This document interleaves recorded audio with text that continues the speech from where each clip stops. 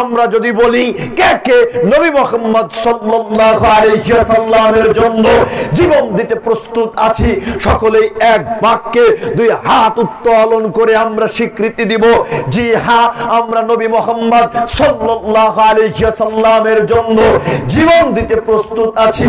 এই স্বীকৃতি দেওয়ার পরে আপনি যখন এখান থেকে যাবেন, আপনার ছোট্ট বাচ্চা কাচ্চা, আপনার নাতি নাতনি যদি কান্নাকাটি শুরু করে, আব্বু আম্মু দাদা দাদি নানা নানি ওই যে মেলাতে একটা পুতুল এসেছে, ওই যে মেলাতে একটা পুতুল এসেছে, ঘোড়ার মূর্তি এসেছে, বাঘের মূর্তি এসেছে, উলঙ্গ নারীর মূর্তি এসেছে, আমাকে একটা মূর্তি কিনে দাও, আমি খেলাধুলা করব, সুকেতে সাজিয়ে রাখবো। আপনি চিন্তা করছেন না কোনোভাবেই মূর্তি কিনে দেয়া যাবে না, আল্লাহর নবী নিষেধ করেছেন, আল্লাহর নবী ছবি মূর্তিকে মূল্যায়ন করতে নিষেধ করেছেন।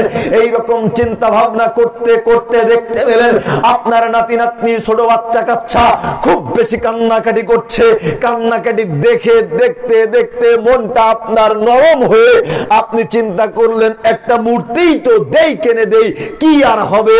হায় হায় হায়, আপনি কি বোঝাতে চাচ্ছেন আপনার ওই বাচ্চা, আপনার ওই নাতি নাতনির চোখের পানির কাছে আল্লাহর নবীর ভালোবাসা হেরে গেল।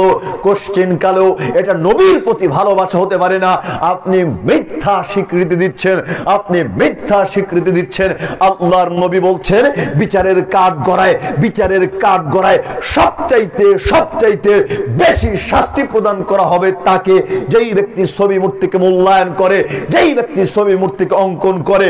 অন্য এক বিবরণীতে আল্লাহর নবী আলী রাদিয়াল্লাহু তাআলা আনহুকে নির্দেশ দিলেন, আলী তুমি যত ছবি মূর্তি পাবে, যত ছবি মূর্তি পাবে সবগুলিকে ভেঙে চুরে তুমি চৌচির করে ফেলবে।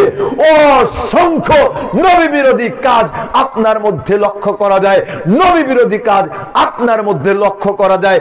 বোঝা যাচ্ছে আপনার মধ্যে নবীর প্রতি ভালোবাসা একনিষ্ঠভাবে নাই। আপনার সন্তান সন্ততি পিতামাতা এবং গোটা পৃথিবীর মানুষের চাইতে আপনি নবী মুহাম্মদ সাল্লাল্লাহু আলাইহি ওয়াসাল্লামকে ভালোবাসতে পারেন নাই। জোরে সরে বলুন ঠিক না ঠিক? স্বীকৃতি দেয়া দুষ্কর, জবাবে কারণে এই নিচু, আমরা জবাব দিতে চাচ্ছি না। হায় হায় হায়, প্রত্যেকটা মানুষের মধ্যেই পাপাচারিতায় লিপ্ত। যাই বা দুই একজন আমল করি, আমরা যাচাই বাছাই ব্যতীতই আমল করি। কি আমল করলাম, কোন পদ্ধতিতে করলাম, কে আমল নিয়ে আসলো, আমরা যাচাই বাছাই না করে চট করে আমল করে বসি, চট করে আমল করে বসি। অথচ আল্লাহ তাআলা বললেন, ইয়া আইয়ুহাল্লাযীনা আমানু আতিউল্লাহ ওয়া আতিউর রাসূল। সূরা মুহাম্মদ 33 নম্বর আয়াত। আল্লাহ তাআলা বললেন, পৃথিবীর মানুষ তোমরা আল্লাহর আনুগত্য করবে, রাসূলের আনুগত্য করবে। ওয়ালা তুবতিলু আমালাকুম, তোমাদের আমলগুলিকে নষ্ট করিও না।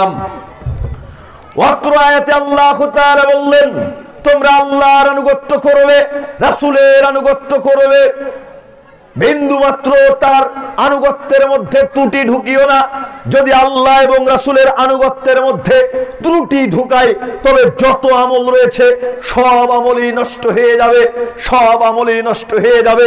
আপনি সালাত আদায় করছেন, 2 রাকাত সালাত আদায় করছেন, আপনাকে দেখতে হবে আল্লাহ সুবহানাহু ওয়া তাআলা কি বলেছেন, আপনাকে দেখতে হবে আল্লাহর নবী জনাবে মুহাম্মদুর রাসূলুল্লাহ সাল্লাল্লাহু আলাইহি ওয়াসাল্লাম কোন পদ্ধতিতে আদায় করেছে। এই দুইজনকে দেখতে হবে।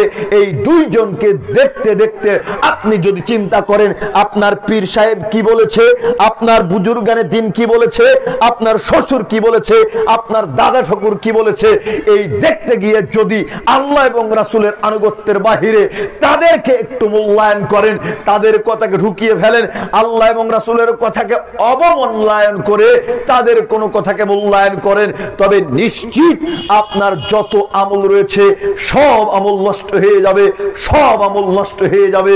আপনার বাঁচার কোনো পরিস্থিতি থাকবে না।